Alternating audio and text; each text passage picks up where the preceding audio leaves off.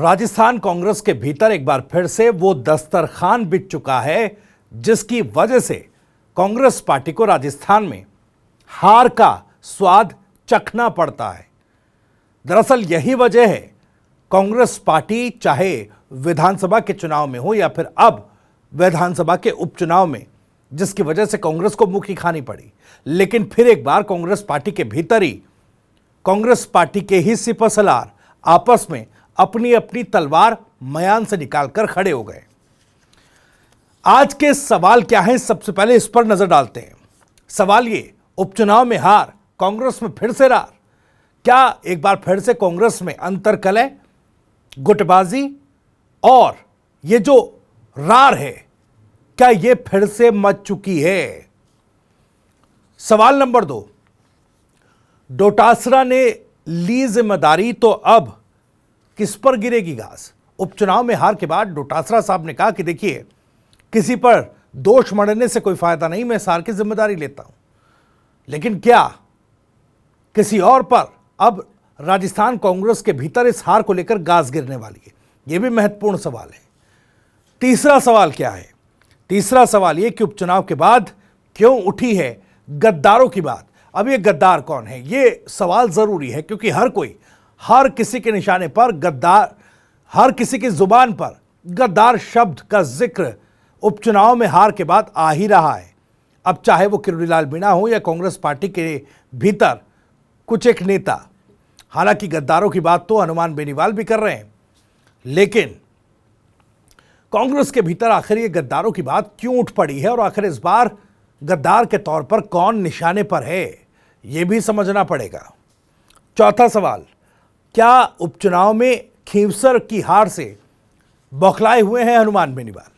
दरअसल हनुमान बेनीवाल खींवसर में हार के बाद जिस तरह की बयानबाजी कर रहे हैं, उसके बाद बिल्कुल ऐसा लग रहा है कि शायद खींवसर हार बर्दाश्त हनुमान बेनीवाल नहीं कर पा रहे हैं।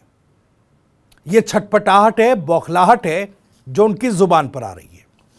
खैर, इन्हीं सब सवालों को समझने की कोशिश करेंगे, इनके जवाब टटोलने की कोशिश करेंगे, लेकिन उससे पहले आपको बता दें कि राजस्थान की राजनीति, उसके सटीक विश्लेषण और अंदर की खबरें दिखाने वाला स्पेशल शो इनसाइड स्टोरी के साथ मैं हूं भविष्य त्यागी। तो चलिए फिर से आपको एक बार बता दें कि राजस्थान कांग्रेस में जल्द बड़ा भूचाल मचने वाला है। इस तरह की खबरें आ रही हैं, और ऐसा हम क्यों कह रहे हैं? दरअसल उपचुनाव में जो करारी हार कांग्रेस पार्टी की हुई है, पार्टी गद्दारी करने वाले नेताओं और कार्यकर्ताओं पर कार्रवाई करने वाली है, यह जानकारी निकलकर सामने आई। राजस्थान विधानसभा उपचुनाव में 7 में से 6 सीटों पर मिली हार के बाद कांग्रेस में कलह मची है, रार मची है। दौसा और कोटा से पार्टी कार्यकर्ताओं के तकरार की कहानी खुलकर सामने आ चुकी है, लेकिन इसके अलावा भी कई बाकी जिलों से भी कांग्रेस के नेता और कार्यकर्ताओं में रार की कहानी, तकरार की कहानी सामने आ रही है। इस बीच अब बड़ी खबर यह है कि उपचुनाव में जो हार हुई है, उसके बाद कांग्रेस पार्टी से गद्दारी करने वाले निष्क्रिय नेताओं और कार्यकर्ताओं पर एक्शन पार्टी करने जा रही है। दरअसल राजस्थान में 7 विधानसभा सीटों के उपचुनावों में कांग्रेस को 6 सीटों पर मिली करारी हार के बाद अब ऑब्जर्वर्स ने हार के कारणों की रिपोर्ट जो है वो तैयार कर ली। रिपोर्ट पीसीसी अध्यक्ष गोविंद सिंह डोटासरा को दी जाएगी और उसके बाद निष्क्रिय और पार्टी के साथ गद्दारी करने वाले नेता कार्यकर्ताओं के खिलाफ एक्शन लिया जाएगा। अब ऑब्जर्वर्स ने जो रिपोर्ट तैयार की है, उसमें अलग अलग सीटों पर हार के कारण बताए गए। ये भी आपको बता दें, झुंझुनू सीट की बात की जाए तो यहां पर हार का कारण राजेंद्र सिंह गूढ़ा को बताया गया कि वो चुनाव लड़े, इसलिए यहां पर पार्टी की हार हुई।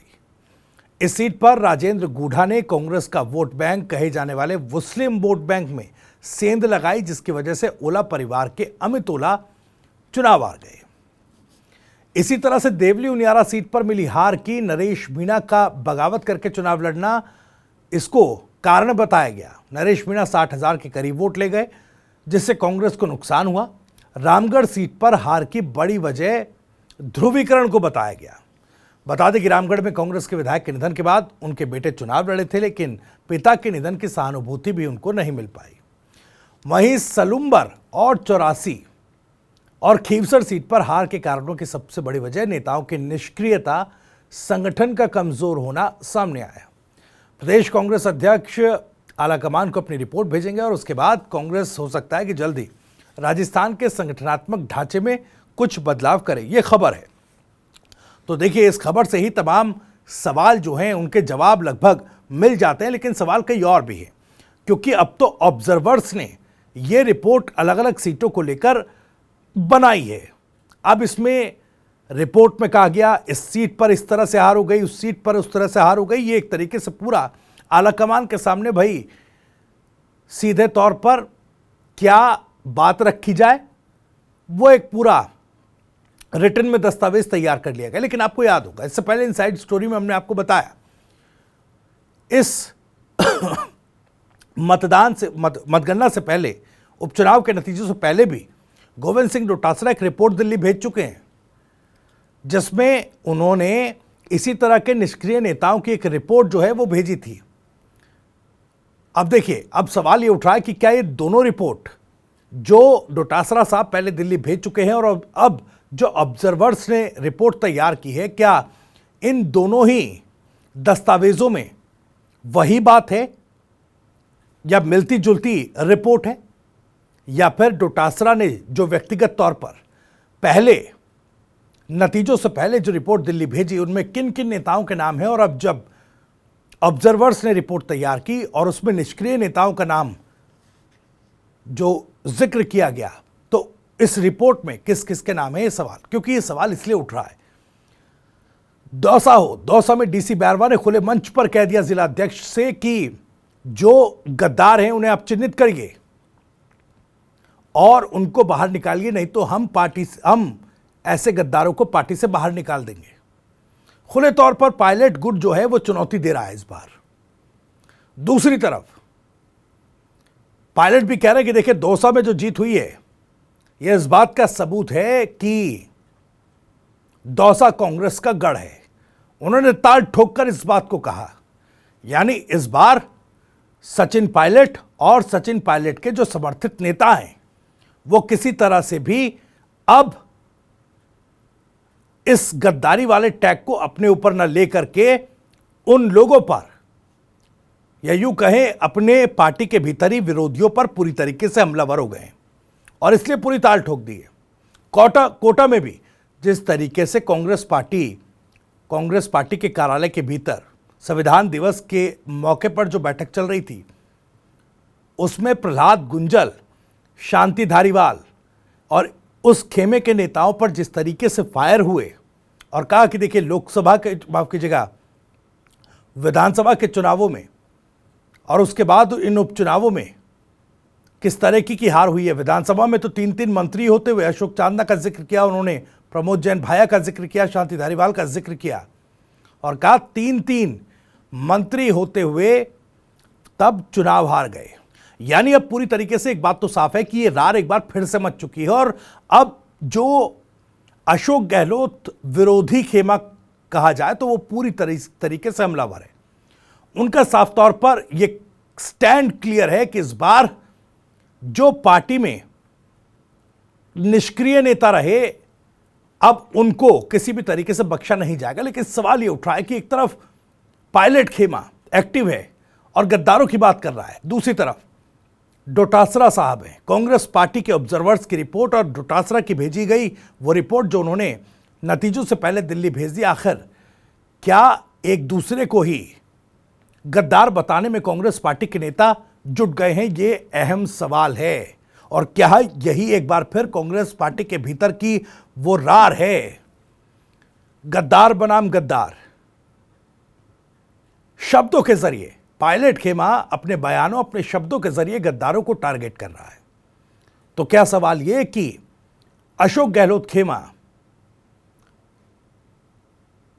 इन रिपोर्ट के जरिए सचिन पायलट समर्थित नेताओं को गद्दार बताने की जुगत में हैं, यह भी अपने आप में एक सवाल, क्योंकि जिस तरीके से और जितनी तेजी के साथ ये गद्दार और गद्दारी वाले एलिमेंट्स को चाहे रिपोर्ट में हो चाहे अपने बयानों में हो कांग्रेस के नेता शामिल कर रहे हैं, उससे यही सवाल उठता है कि आखिर इतने गद्दार अगर कांग्रेस पार्टी में हैं तो फिर कांग्रेस पार्टी आखिर क्या कर रही है। अब देखिए, जिस तरीके से गोविंद सिंह डोटासरा ने उपचुनाव के नतीजों के बाद कहा था कि आरोप प्रत्यारोप से कोई मतलब नहीं, मैं इसकी जिम्मेदारी लेता हूं, तो कायदे से डोटासरा साहब को जिम्मेदारी लेते हुए कम से कम अपने इस्तीफे की पेशकश आला कमान को करनी चाहिए थी। लेकिन डोटासरा साहब ने ऐसा नहीं किया।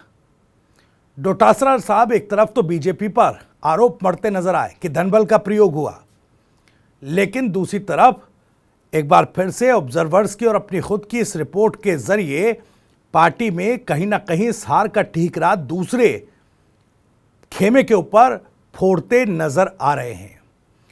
यानी चुनावी नतीजों को लेकर कोई समीक्षा नहीं, कोई मंथन नहीं, बस यहां पर कांग्रेस पार्टी के भीतर टोपी ट्रांसफर करने की मुहिम जो है वो शुरू हो गई है। हालांकि ये सवाल है कि भाई अब इस पर आलाकमान किस तरीके का एक्शन लेगा।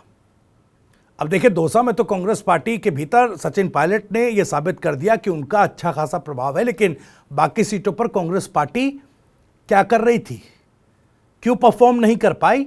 अब सचिन पायलट ये मैसेज देने की कोशिश कर रहे हैं, संकेत दिल्ली तक पहुंचाने की कोशिश कर रहे हैं अपने बयानों के जरिए। खैर, अब रिपोर्ट ऑब्जर्वर्स की दिल्ली जाएगी और दिल्ली से किस तरीके का परिणाम निकलकर सामने आता है, किस तरीके का एक्शन कांग्रेस के नेताओं पर होगा और इन गद्दारों की, इन निष्क्रिय नेताओं की छटनी और इनको चिन्हित कैसे किया जाएगा, यह भी अपने आप में एक बड़ा सवाल है।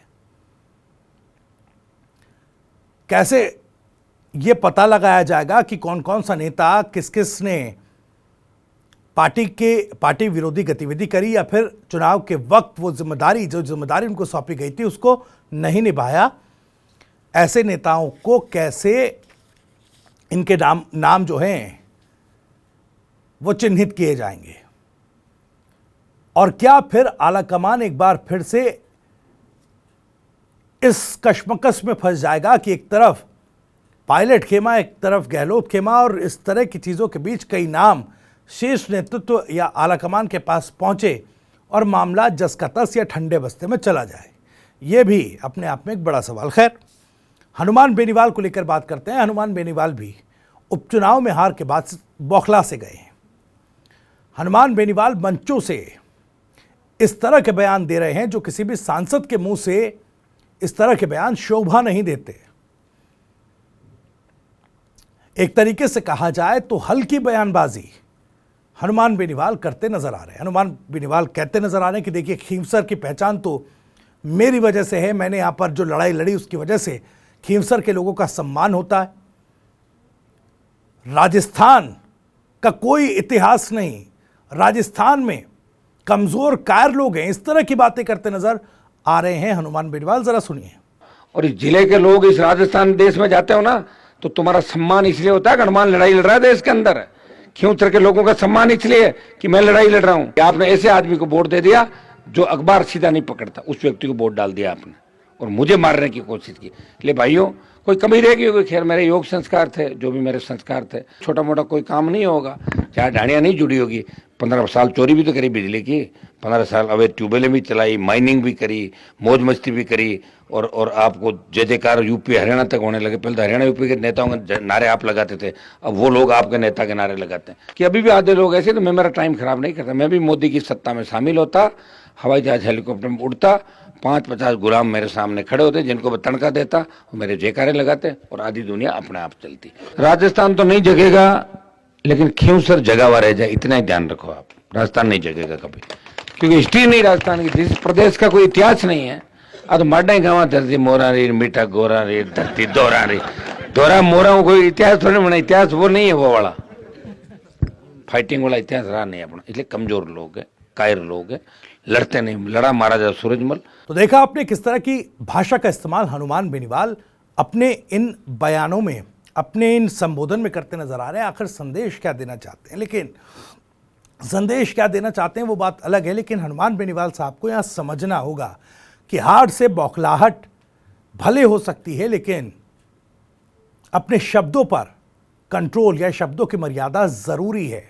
बतौर सांसद, बतौर एक सभ्य राजनेता, ये मर्यादा जरूरी है।